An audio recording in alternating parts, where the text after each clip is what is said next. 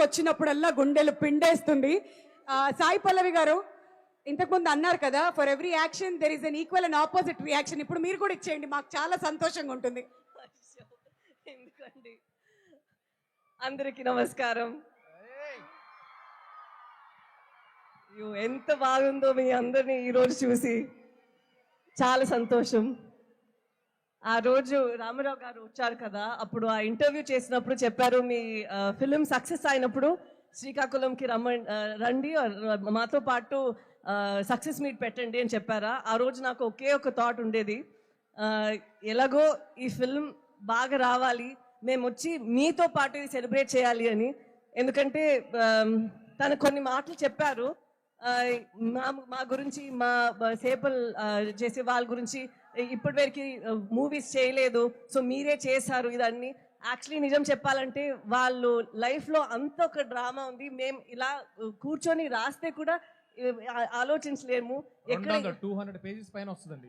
అవును, ఎలాగ అక్కడ వెళ్ళి ప్రిజన్ లో ఉన్నారో వాళ్ళని ఇక్కడి నుంచి ఎలా ఏ ధైర్యంతో వచ్చి తీసుకొని రావాలో అదన్నీ మేము యాక్చువల్లీ ఇమాజిన్ చేస్తే కూడా ఇది ఇంత ఒక 2 అవర్లో చేయగలుగుతామనేది తెలీదు.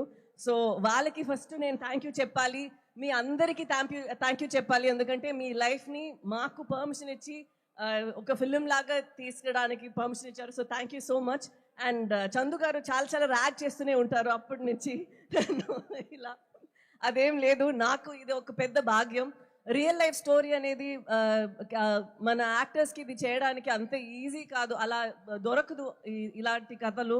సో ఇలా నాకు ఒక పాత్ర ఇచ్చినందుకు నేను దేవుడికి థ్యాంక్ యూ చెప్తాను. ఇలా ఒక కథ నేను చేయగలుగుతాను అని మన కార్తిక్ గారు, చందుమోహన్ రెడ్డి గారు, బన్నీవాస్ గారు, అరవింద్ గారు అందరూ అనుకున్నారు. సో అది నాకు ఒక పెద్ద భాగ్యం.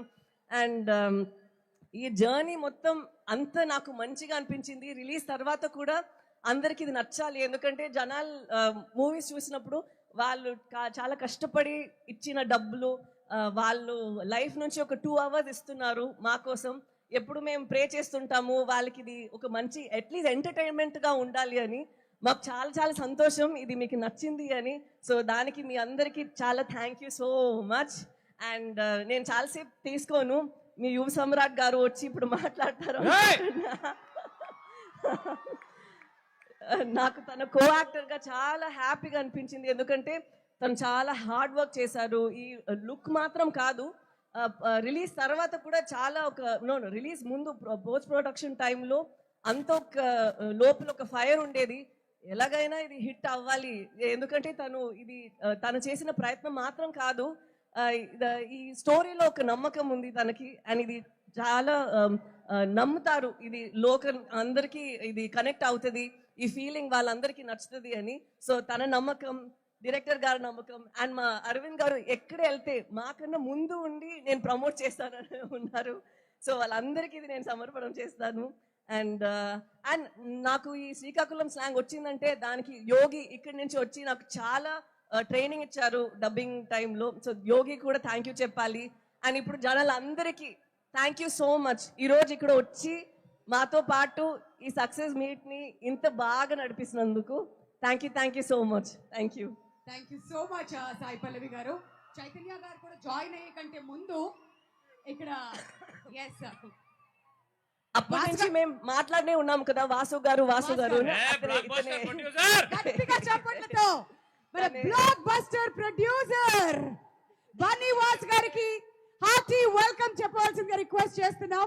ఇప్పుడు దాకా వెనకాలండి మిమ్మల్ని అందరినీ లోపలికి తీసుకురావడానికి ప్రయత్నం